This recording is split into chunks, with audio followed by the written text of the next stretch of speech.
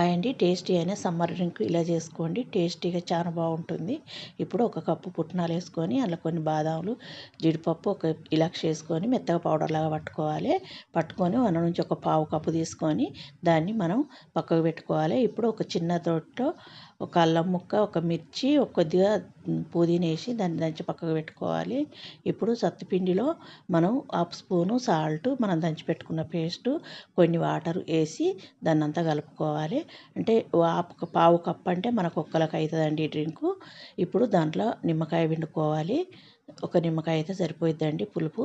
దాన్ని అంతా ఒకసారి కలిపేసుకొని ఇప్పుడు మనకు సప్పగిట్లు ఉంటే ఇంకేసుకోవచ్చు సాల్ట్. కొన్ని ఉల్లిపాయ ముక్కలు వేసుకున్న నేను.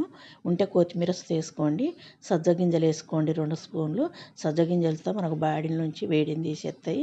సత్తుపిండితో మన బాడీ నుంచి వేడి తీసేసి ఎనర్జీ ఉంచుతుందండి. చాలా మంచిది. తప్పక ట్రై చేయండి. నచ్చిందంటే లైక్